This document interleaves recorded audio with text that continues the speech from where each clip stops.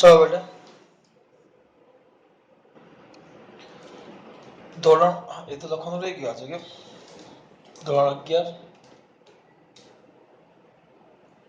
Chapter 3 lecture number 15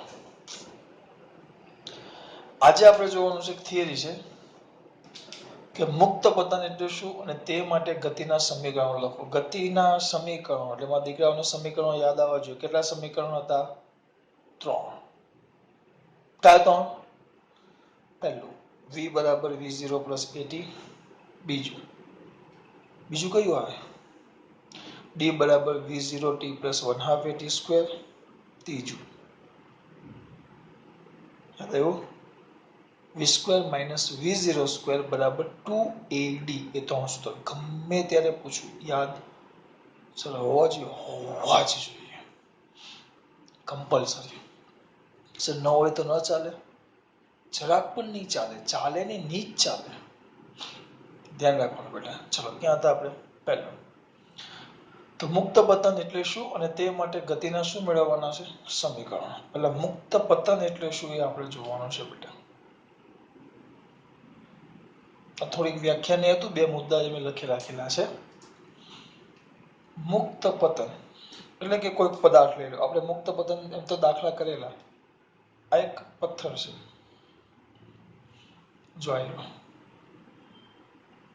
કોઈક ઊંચાઈ જાવ કોઈક ઊંચાઈથી કોઈ પદાર્થને આમ મૂકી દેવામાં આવે તો અહીંયાથી મૂકી દે એટલે એને છોડ દેવામાં આવે તો નીચે જશે પણ નીચે કોને કારણે જશે ખબર છે ને તમને ખબર છે ને ગુરુત્વાકર્ષણ બળને કારણે એ નીચે તરફ ગતિ કરે કોને કારણે બેટા કોઈ ઊંચા સ્થળેથી એને મૂકી દેવામાં આવે મુક્ત કરવામાં આવે તો ગુરુત્વાકર્ષણ બળને કારણે નીચે તરફ ગતિ કરે પણ હા અહીંયા આપણે ગતિ કરે આપણે કોઈ પદાર્થ તમે પોતે આમ કૂદકો માર્યો હોય તો તમને હવાનો અવરોધ લાગે પણ આપણે અહીંયા હવાનો અવરોધ ધ્યાનમાં લેવાનો નથી આપણે એવું ધારવાનું છે કે અહીં હવાનો કોઈ અવરોધ નથી એટલે એનો મતલબ એમ થયો કે આ મુક્ત પતન કરે સીધો નીચે જાય તો જો હવાના અવરોધની ગેરહાજરીમાં એક સુરેખ પદ પર એટલે કે આપણે મુક્ત પતનને એક પરિમાણિક ગતિ લેશું કેમ સુરેખ પદ પર એક પરિમાણમાં જે ગતિ થાય એને મુક્ત પતન થયું કહેવાય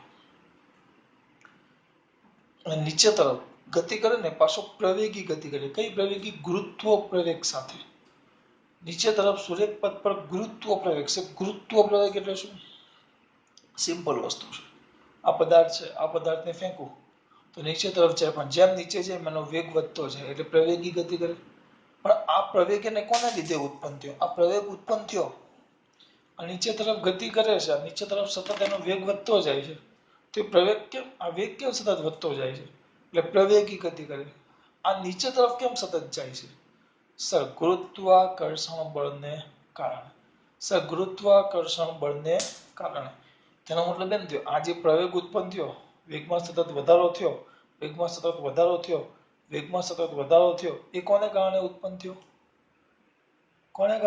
થયો બોલો બાળકો કોને કારણે ઉત્પન્ન થયો પ્રવેગ તમને મને ક્યાંથી ખબર હોય તમે મારા કરતા મોટા છો બોલો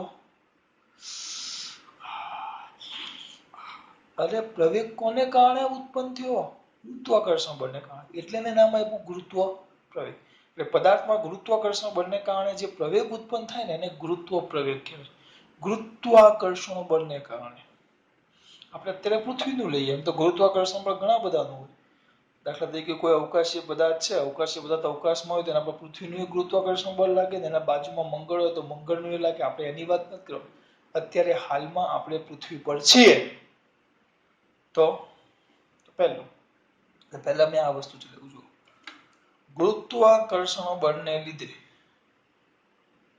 પદાર્થમાં ઉદ્ભવતા પ્રવેગને કયો પ્રવેગ કહેવાય બેટા ગુરુત્વ અને મુક્ત પતન એટલે શું પૃથ્વીની સપાટીથી ઊંચે આવેલા સ્થળ પરથી જો અમુક ઊંચે આવેલા સ્થળ પરથી પદાર્થને મુક્ત કરવામાં આવે એટલે અહીંયાથી આપણે એને મુક્ત કરી દેવાનું અહીંયાથી આપણે એને મુક્ત કરીએ છીએ મુક્ત કરતા ધ્યાન આપજો શરૂઆતમાં સ્થિર હોય એટલે અહીંયા જ લખું છું શરૂઆતમાં કેવું છે સ્થિર તો શરૂઆતનો વેગ એનો v0 બરાબર કેટલો થશે 0 શરૂઆતનો વેગ નીચે જાય તો જેમ નીચે જાય તો કયો પ્રવેગ ઉત્પન્ન થાય બેટા? ગુરુત્વ પ્રવેગ. તો ગુરુત્વ પ્રવેગ એટલે એ બરાબર થઈ જશે જી. આ આપણી સપાટી છે. ઉદાહરણ લો, ધીસ ઇઝ ધ સરફેસ. અને આ સરફેસ થી આની ઊંચાઈ અહીંયા સુધીની આ જે ઊંચાઈ છે, કાપેલું અંતર આપણું આ ડી બરાબર એચ લઈ લઈએ. આ જે ડી છે ને ડી બરાબર શું લઈ લઈએ? એચ. તો આ કેવો પદાર્થ છે? સ્થિર પદાર્થ. મુક્ત કરતા સ્થિર પદાર્થ છે. V0 બરાબર 0. નીચે તરફ જાય કયો પ્રવેગ ઉત્પન્ન થાય? ગુરુત્વ પ્રવેગ. તો એ બરાબર શું થઈ જશે? જી. નીચે તરફ જાય. તો પૃથ્વીની સપાટીથી ઊંચે આવેલા સ્થળ પરથી પદાર્થને મુક્ત કરવામાં આવે, અહીંયાથી છોડી દેવામાં આવે. તો હવાના અવરોધની ગેરહાજરીમાં, હવાનો અવરોધ નથી, ગેરહાજરીમાં ગુરુત્વાકર્ષણ બળના કારણે અધો દિશામાં સૂર્યપથ પર ગુરુત્વ પ્રવેગથી ગતિ કરે છે. આવી એક પરિમાણિક ગતિને શું કહેવાય? ખબર પડી? મને આમ કમ્પ્લીટ યાદ ન રહી એટલે મેં પહેલેથી લખી નાખેલી. તમારે કરવાની છે કમ્પ્લીટ મોડેલ. શું પહેલા શું કરવાનું બેટા? પૃથ્વીની સપાટીથી ઊંચે આવેલા કોઈક સ્તર પરથી અહીંયા સુધી પહોંચી ગયા, ઊંચે આવેલા સ્તર પરથી પદાર્થને મુક્ત કરવામાં આવે તો ગુરુત્વાકર્ષણ બળના કારણે તે અધો દિશામાં, હવાના અધો દિશામાં ગતિ કરે છે. કેવા પથ પર? સૂર્યપથ પર. હવાના અવરોધની ગેરહાજરીમાં ગુરુત્વાકર્ષણ બળને કારણે અધો દિશામાં સૂર્યપથ પર ગતિ કરે છે. પણ કેવા પ્રવેગથી? ગુરુત્વ પ્રવેગથી. તો ગુરુત્વ પ્રવેગથી ગતિ કરે છે. તો આવી એક પરિમાણિક ગતિને શું કહેવાશે બેટા? મુક્ત. સમજી શકાય પણ વ્યાખ્યા તો કમ્પ્લીટ મોઢે કરવી જ પડે. એકવાર પાછું જોઈ લઈએ. કોઈ પદાર્થને પૃથ્વીની સપાટીથી કેટલીક ઊંચાઈથી મુક્ત કરવામાં આવે તો તે પૃથ્વીના ગુરુત્વાકર્ષણ બળને કારણે અધો દિશામાં ગુરુત્વાકર્ષણ બળની હાજરીમાં હવાના અવરોધક બળની ગેરહાજરીમાં સૂર્યપથ પર અધો દિશામાં ગુરુત્વ પ્રવેગથી હવાના અવરોધની ગેરહાજરીમાં ગુરુત્વ પ્રવેગથી અધો દિશામાં સૂર્યપથ પર ગતિ કરે તો એવી એક પરિમાણિક ગતિને કયું પદન કહેવાશે? મુક્ત પદન. એક પરિમાણિક કે આમ જ ચાલે. આમ હવા હોય ને, હવા તો આમ સીધું ન જાય તો બધા હવાને કારણે આમે થોડોક આમ જતો ને તો માર્ગ આમ બદલાય તો એક પરિમાણિક ન થઈ જાય, તો દ્વિપરિમાણિક થઈ જાય.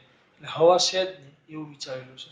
તો એનો મતલબ એવું થયો કે આપણા પૃથ્વી પરથી એવું શક્ય જ નથી ગતિ, કારણ કે હવા તો છે જ. પણ આપણે આદર્શ પરિસ્થિતિ જ ભણવાની છે. પછી નહીં કરવાનું. છે તો છે, તમે કે હું કઈ કરી શકું નહીં. બરાબર? અહીંયા ધ્યાન આપજો. એને સંકેત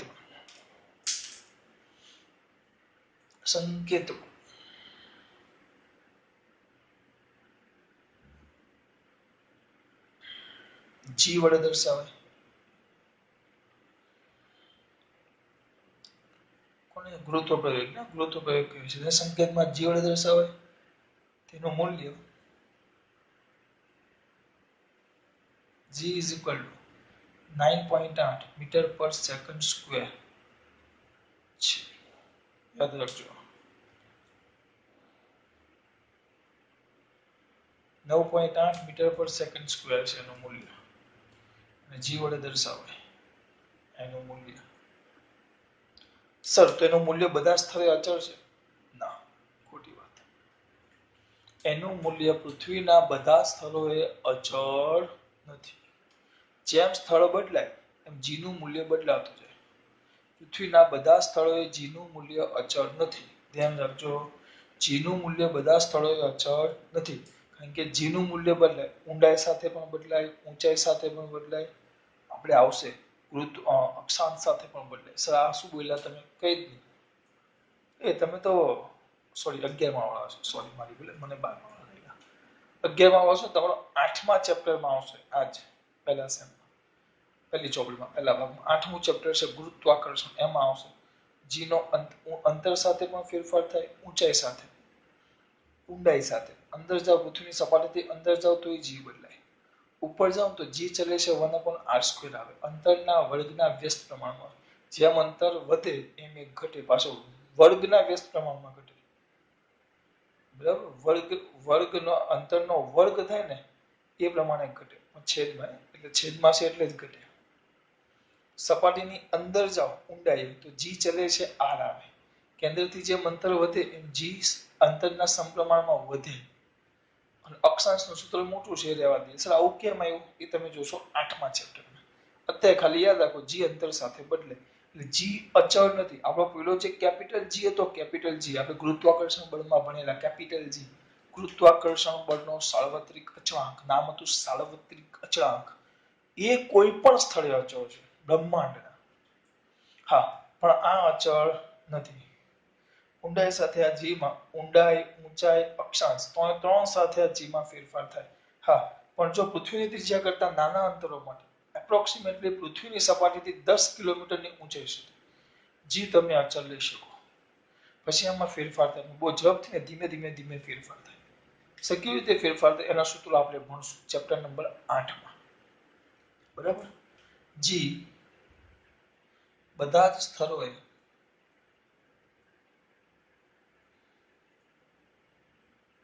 સમાન નથી પરંતુ પૃથ્વીની સપાટી પર તેને અચળ લઈ શકાય.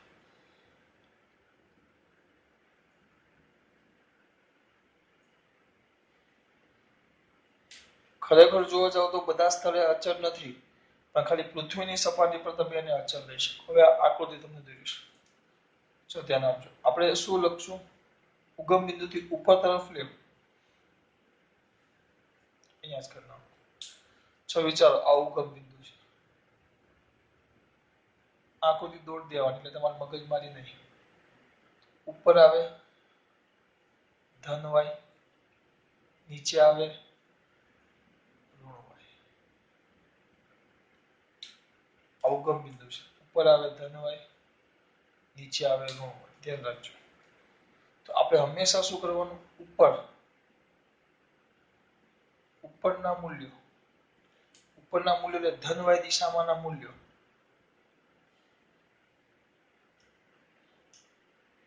ઉપરના એટલે કયા? ધન વાય. તો ધન વાય અક્ષની દિશામાંના મૂલ્યો અને બીજું ઋણ વાય અક્ષની દિશામાંના મૂલ્યો. ઉપરના મૂલ્યો કેવા લેવા? ધન લેવા. આ યાદ જ લેવાનું. યાદ રાખવાનું. અને આને ઋણ લેવા. બદલો લ્યો તો 100 બદલ્યો તો ચાલે પણ પછી દર વખતે બદલા બદલીમાં પછી અમુક વાર અટવાઈ જશો. એના કરતા એક ફિક્સ તૈયાર જ કરી નાખો. ઉપર જાઓ તો ધન લેવાનું, નીચેના ઋણ લેવાનું. ઉપરના ધન લેવાનું, નીચેના ઋણ લેવાનું. ગુરુત્વ પ્રવેગ હંમેશા ક્યાં હોય? નીચે તરફ જ. કઈ વસ્તુ છે? કયો પ્રવેગ? ગુરુત્વ પ્રવેગ. કારણ કે ગુરુત્વાકર્ષણ બળ નીચે જ લાગે. પદાર્થને ઉપર નાખો તો એ ગુરુત્વાકર્ષણ બળ નીચે લાગે. નીચે નાખો તો એ ગુરુત્વાકર્ષણ બળ નીચે લાગે. એટલે ગુરુત્વાકર્ષણ બળ તો નીચે જ લાગે. એટલે ગુરુત્વ પ્રવેગ હંમેશા ઋણ જ લેવું. હંમેશા નીચે, હંમેશા નીચે, હંમેશા નીચે, હંમેશા નીચે. આમ નાખો તો એ નીચે લાગે. ઉપર નાખો તો ગુરુત્વાકર્ષણ બળ તો નીચે જ લાગે. ઉપર નાખો તો એટલે તો એ ધીમો થાય છે. બધા જો ઉપર નાખો તો ધીમો થાય પછી અહીંયા આવીને સ્થિર થાય. એટલે ગુરુત્વ પ્રવેગ હંમેશા અધો દિશા એટલે નીચે અધો દિશામાં લાગતો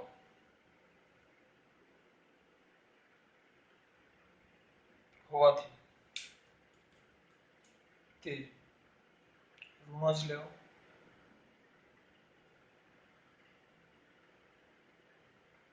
તેને હંમેશા કેવો લેવો બેટા?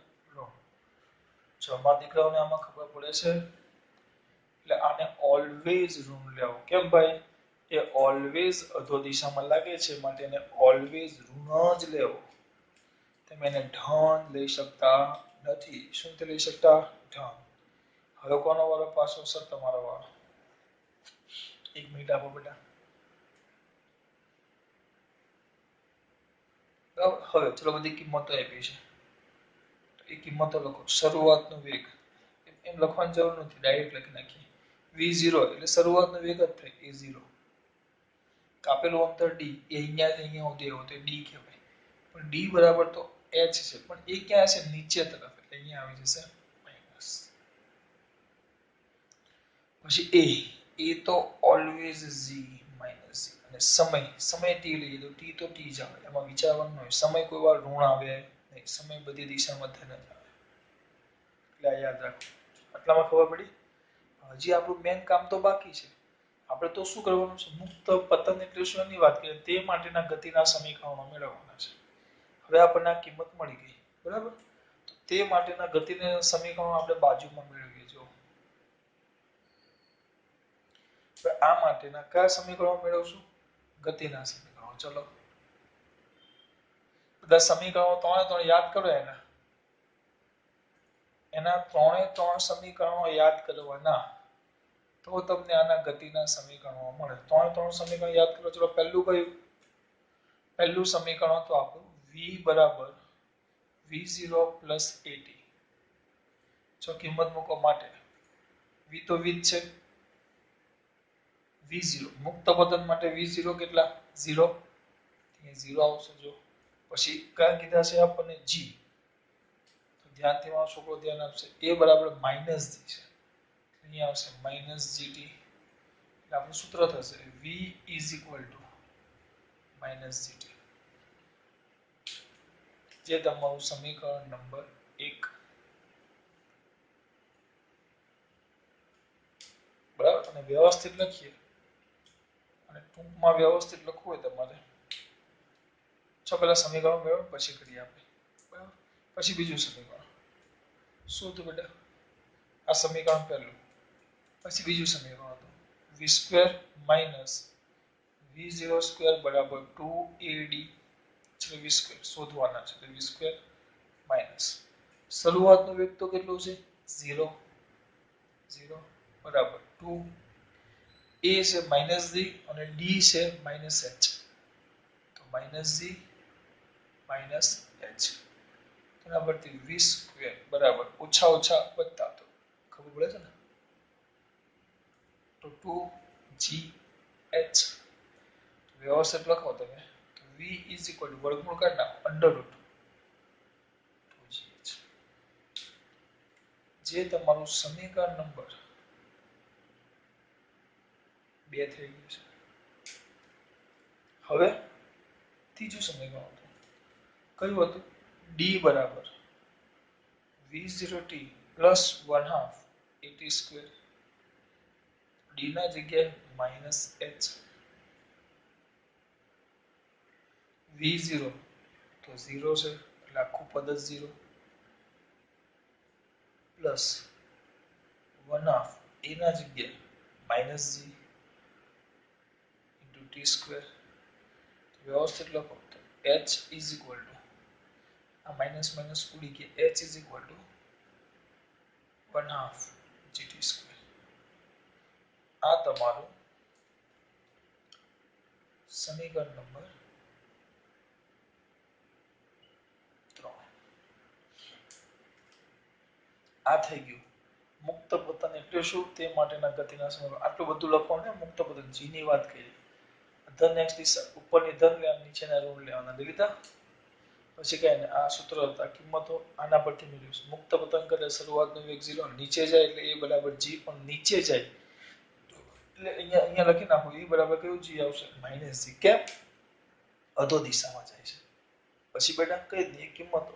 ત્રણ સમીકરણો યાદ હોવા જોઈએ. v બરાબર v0 plus at, v square minus v0 square બરાબર 2ad, અને d બરાબર v0t પ્લસ 1/2 at સ્ક્વેર. આ તમારા થઈ ગયા ગતિના સમીકરણો. લખો તો આટલું આવે. હવે આ થિયરી પાસે બીજી રીતે પૂછે, જોઈ લે. પહેલા લખી નાખવાનું તમારે કે ગતિના સમીકરણો લખી a વિરુદ્ધ t, v વિરુદ્ધ t અને d વિરુદ્ધ t, એટલે કે ઊંચાઈ વિરુદ્ધ t ના આલેખો દોરો. કયા આલેખો? વેગ, પ્રવેગ, વેગ અને અંતરમાં થતા ફેરફાર સમય સાથે. આ થઈ ગયું. આને પૂછી નાખું છું.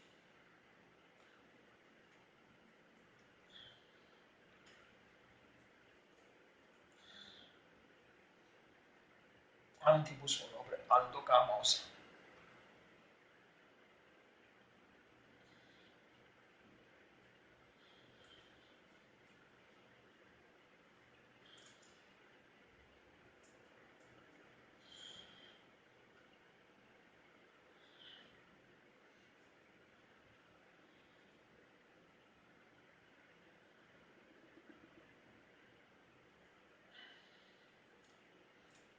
શું કરતા એટલે મુક્ત પતન પામતા પદાર્થ માટે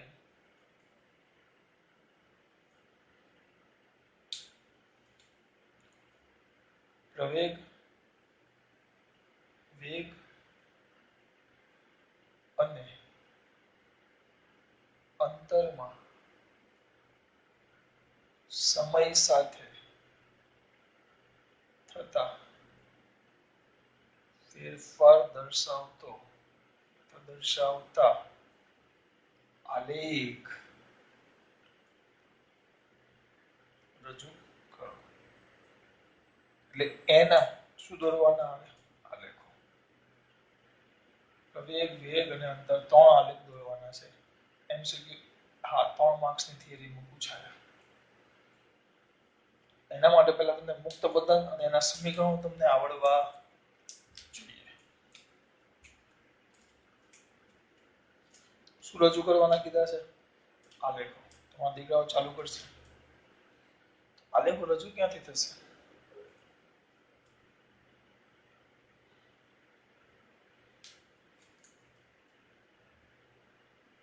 પહેલું કયું જોશો વિપુલ? પહેલો હું દોરીશ પ્રવેગ વિરુદ્ધ સમયનો આલેખ.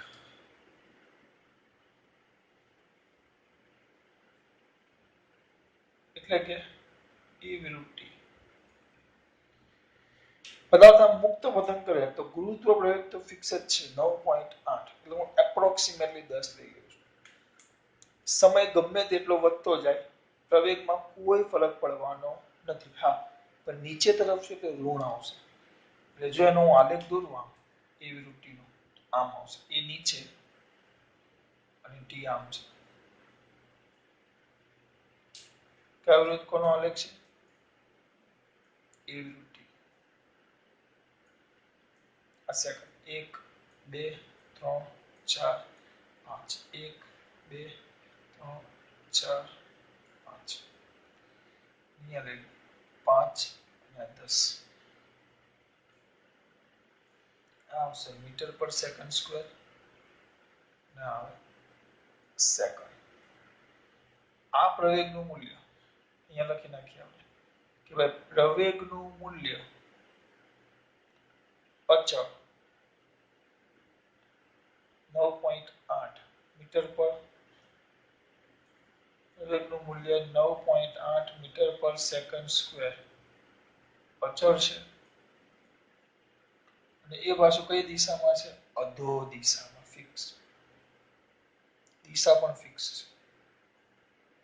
મેન વસ્તુ એટલે કે અધો દિશામાં છે એટલે આપણે ઋણ લેવું પડે. ઋણ 9.8 મીટર પર સેકન્ડ સ્ક્વેર અચળ છે એટલે એનો મતલબ એમ થયો કે નીચે તરફ કેમ દોર્યું? ઋણ છે એટલે. અને અધો દિશામાં છે એટલે ઋણ આવે એટલે નીચે તરફ દોર્યું. અને હા, સમય સાથે બદલાતો નથી તો એ અચળ. સમય વધે પણ એ તો 9.8 અહીંયા છે જ. એ 9.8 9.8 9.8 9.8, પહેલી સેકન્ડે 9.8, બીજી સેકન્ડે 9.8, ત્રીજી સેકન્ડે 9.8, ચોથી સેકન્ડે 9.8, ગમે તે લ્યો. પહેલી એ 9.8, બીજી એ 9.8, ત્રીજી એ 9.8, ચોથી એ 9.8, પાંચમી એ તો અચળ રહેશે એટલે એનો આલેખ આવો આવે સીધો 9.8 મીટર પર સેકન્ડ સ્ક્વેર. કારણ કે એ અચળ છે, સમય સાથે બદલાતો નથી. તો મૂલ્ય અચળ છે ને. જો પહેલી સેકન્ડ 9.8, બીજી સેકન્ડ 9.8, ત્રીજી સેકન્ડ 9.8, ચોથી સેકન્ડ 9.8, પાંચમી સેકન્ડ 9.8. એટલે ફિક્સ છે, એ બદલાય નહીં. એમને એમ જ છે. જો આ પહેલો આલેખ એટલે કયો આલેખ છે? એ વિરુદ્ધ ટી નો. આમ સીધો આવે. પછી છે બેટા તમારા માટે બીજું. જો હવે 3 આવે વી વિરુદ્ધ ટી નો. અહીંયા ધ્યાન આપજો. v વિરુદ્ધ t નો આલેખ. કોનો આલેખ? v વિરુદ્ધ t નો આલેખ. a વિરુદ્ધ t, પછી v વિરુદ્ધ t અને બધું t.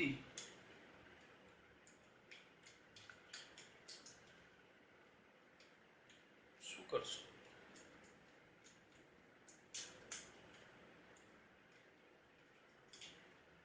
ક્યાં હતો વિપુલ? એક જ મિનિટ આપો, ખાલી વિચારો છું ક્યાં હતો. હા, v વિરુદ્ધ t. તો સમીકરણ બીજું જુઓ. સમીકરણ પહેલું v વિરુદ્ધ એટલે વેગ વિરુદ્ધ સમયનો જો સૂત્ર છે સમીકરણ 1 પરથી. એ અંદર લખવાનું ને પણ આવી ગયું છે બાજુમાં એટલે રહેવા દીધું છે 1 પરથી. v is equal to minus gt. ટૂંકમાં v ચલે છે, v ચલે છે t પણ કેવું માઇનસ. v ચલે છે t એટલે કે વેગ એ સમયના કયા પ્રમાણમાં છે? સમપ્રમાણમાં. કોણ? વેગ એ સમયના કયા પ્રમાણમાં છે? સમપ્રમાણમાં. એટલે અહીંયા ધ્યાન આપજો, તમને સમજૂતી માટે હું કરાવું છું, તમારી સમજૂતી માટે. ડાયરેક્ટ લખું તો આના પરથી ડાયરેક્ટ થઈ જાય. માઇનસ છે એટલે યાદ રાખો નીચે તરફ જાય નીચે તરફ એટલે આમ દોરી દેવાનું. જો સીધું મને તમને આલેખ સમજાવવો હોય સીધો તો આમ એક જ મિનિટમાં આલેખ તમને દોરી નાખી દઉં. યાદ રાખવાનું બેટા, સમપ્રમાણમાં છે તો આપણો વેગ અને આ સમય તો આલેખ સમપ્રમાણમાં એટલે આમ સીધો. પણ કેમ એવું થાય એ સમજવા માટે તમને ખાલી સમજાવું છું કેમ. નકર તો પરીક્ષામાં તો આપણે આમ જ દોરવાનું છે. પણ વિચારો આ a છે. એ કેટલો છે? 9.8 મીટર પર સેકન્ડ સ્ક્વેર. હું એપ્રોક્સિમેટલી એમ લખી નાખું 10. એપ્રોક્સિમેટલી 10 મીટર પર સેકન્ડ પર 1 સેકન્ડ. આમ લખાય એટલે જ થાય મીટર પર સેકન્ડ સ્ક્વેર. એનો મતલબ શું થયો? a.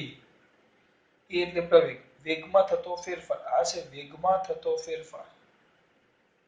વેગમાં થતો ફેરફાર અને આ સમય. એટલે કે 1 સેકન્ડમાં વેગમાં 10 મીટર પર સેકન્ડ 10 મીટર પર સેકન્ડ જેટલો શું થાય? વધારો થાય દરેક સેકન્ડે. એટલે પહેલી સેકન્ડે એ 10 હોય તો બીજી સેકન્ડે 20 આવે, ત્રીજી સેકન્ડે 30 આવે, ચોથી દર વખતે 10 વધારતા જવાનું. કારણ કે પ્રવેગી ગતિ કરે છે, વેગ સતત વધતો જાય પણ નિયમિત રીતે. જો આ વેગમાં થતો, આનો મતલબ જ એમ થાય 9.8 એટલે એમ લખાય 9.8 એટલે આમ લખી શકું એપ્રોક્સિમેટલી 10 મીટર પર સેકન્ડ સ્ક્વેર. આમ લખી શકું? હા લખાય જ. તો હું લખું 10 મીટર પર સેકન્ડ છેદમાં 1 સેકન્ડ એમ લખાય. દરેક સેકન્ડે વેગમાં થતો ફેરફાર, દરેક 1 સેકન્ડમાં વેગમાં થતો ફેરફાર કેટલો થયો? 10 મીટર પર સેકન્ડ. એટલે કે હવે આ આલેખ દોર્યો પણ જો એને વ્યવસ્થિત કદાચ મને એમ થાય કે મારે ભણાવવું છે, ભગાવવું છે ને ભણાવવું છે, બહુ મોટા ફરક છે બેટા. ભણાવવા વાળા હેરાન થાય, ભગાવવા વાળા મજા આવે. તમે કેમ આવું બોલો છો? મજા આવે ને એટલે. આપણે યાદ કયું રાખવાનું છે? તમે કેવી છે આ વેગ છે અને આ સમય છે.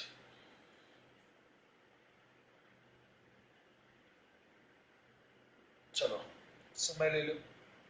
1 2 3 4 5 6 નીચે તરફ છે એટલે અહીંયા લખું છું 10 20 30 40 50 60. આ આવશે મીટર પર સેકન્ડ. પેલું આવશે સેકન્ડ. બરાબર. ચલો પહેલો લો. તો પહેલા સેકન્ડે કેટલો આવશે? 10. કેમ મેં તમને હમણાં જ સમજાવ્યું. પહેલા સેકન્ડે 10. દરેક સેકન્ડે કેટલો વધારો કરતા જવાનું? 10 નો. બીજા સેકન્ડે 20, ત્રીજા સેકન્ડે 30, 10 વધારતા જવાનું. ચોથી સેકન્ડે હજી 10 વધે 40, પાંચમી સેકન્ડે 50. જો આવે પહેલી 10, બીજી સેકન્ડમાં 10 વધે એટલે 20, હજી 10 વધે તો 30, ચોથી સેકન્ડે 40, પાંચમી સેકન્ડે 50 મીટર પર સેકન્ડ એમ વધતો જાય. તો આને જોડતો આલેખ દોરો. સીધો આવે. ઓરિજિનલી આમ થાય. તમે આ યાદ રાખો તો પણ મસ્ત છે. યાદ રાખવા જો આ લખો તો એ મસ્ત ખબર જ પડે. દર સેકન્ડે 10 નો વધારો થાય. મેં એપ્રોક્સિમેટલી 10 લીધા છે 9.8 એટલે એ કમ્પ્લીટ 10 ની નજીક જ આવે. કે ખબર પડે છે આ રીતે થાય. આલેખ સીધો મળે.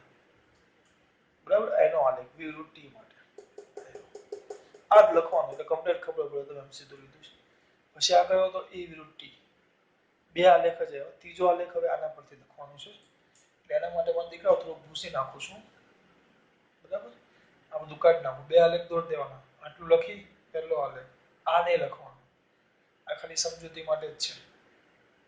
બરાબર, જોઈ લો પહેલા, આની જરૂર નથી. પછી આ લખી નાખવાનું.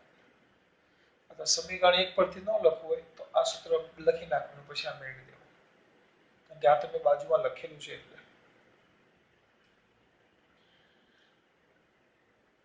સમીકરણ એક નહીં લખતા, આમ જ લખજો ટી માટે આપણે હમણાં જ ભણ્યું શું આવે કે v બરાબર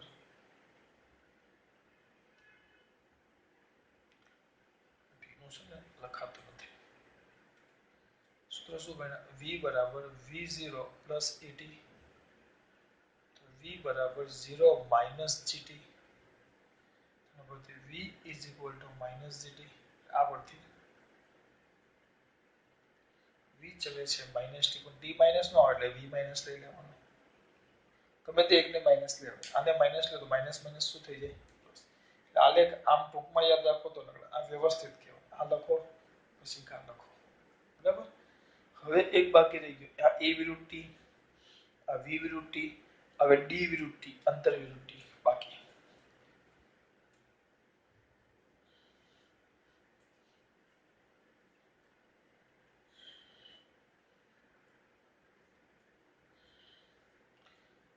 એનું સમીકરણ પહેલા લખી નાખવાનું, સૂત્ર શું આવે આપણું, d બરાબર v0t પ્લસ 1/2 gt સ્ક્વેર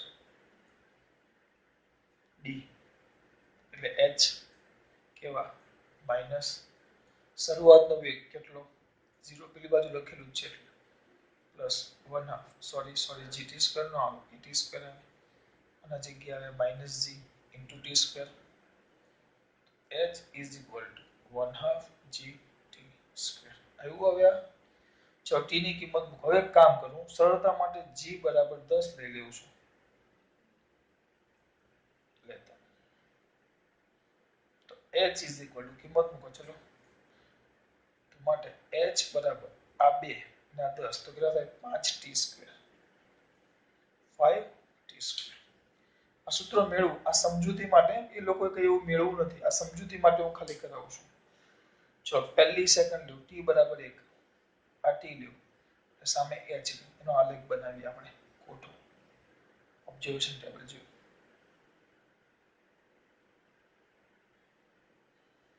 ચલો પહેલી સેકન્ડ તો t સ્ક્વેર, પહેલી સેકન્ડ કેટલું 5, માં કિંમત મૂકો, t બરાબર 1, 1 નો વર્ગ 1 ગુણ્યા 5 તો 5, બીજી સેકન્ડ 2 નો વર્ગ 4, 2 નો વર્ગ 4, 5 ચોક 20, 3, 3 નો વર્ગ 3 નો વર્ગ, બોલો જલ્દી, 3 નો વર્ગ 9, 9 પચામ 45, 4, 4 નો વર્ગ 16, 16 પચામ 80, પછી 5, 5 નો વર્ગ 25, બરાબર ને, 25, 25 50 125, આમ તમે મૂકતા જાઓ તો તમને t ની સાથે h કેમ બદલાય કિંમત મળી. હવે એનો આલેખ રજૂ કરી દઈએ, હમણાં જેમ મેં રજૂ કરેલું એ.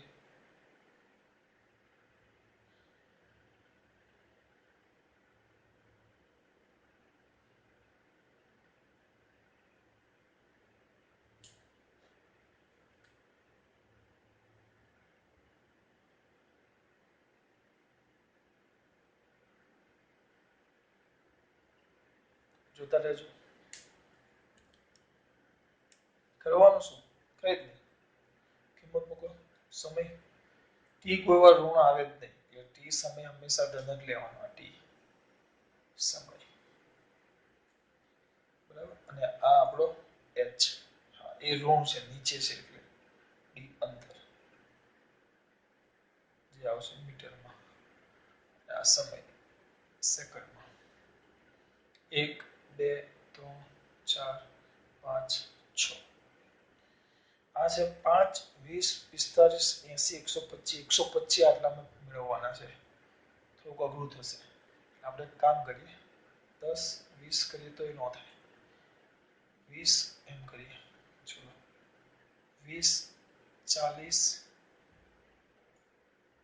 60 20 ના ગેપ લીધા 80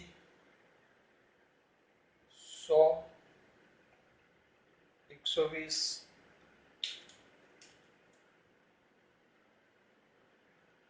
20 ને 140 ચલો 1 1 5 5 એટલે આ વચ્ચે લાવું તો 10 આ 0 આ 1 વચ્ચે કરું તો 10 5 અહીંયા કર આ 10 તો 5 અહીંયા કરશે આવે 2 20 એટલે અહીંયા આવશે 3 45 તો આ 40 છે બરાબર બેટા આ આ થશે 50 40 ને 60 ની વચ્ચે એટલે આ 50 થાય અહીંયા કરશે આ 45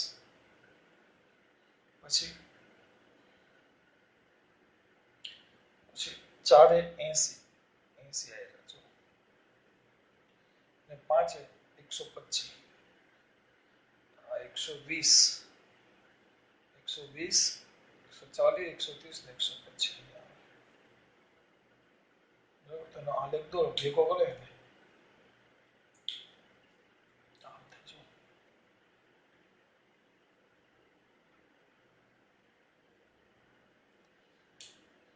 લોચાને સુધારો આ લેખ આવો આવે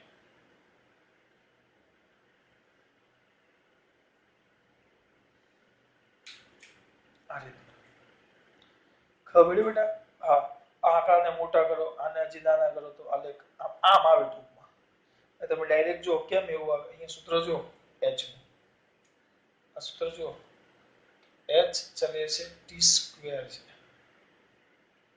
અંતરે વર્ગ છે t ના વર્ગ પ્રમાણે એટલે t જેમ વધે તો વર્ગ પ્રમાણમાં વધે જો નીચે કેમ દોર્યું છે નીચે તરફ ઋણ હોય એટલે આ તમારા ત્રણ આલેખ કયા ત્રણ આલેખ જોઈએ પહેલો a વિરુદ્ધ t બીજો v વિરુદ્ધ t અને ત્રીજો d વિરુદ્ધ બે મસ્ત થિયરી ચલાવી બે 3 માર્ક્સમાં પૂછે ખાસ વાત જય શ્રી કૃષ્ણ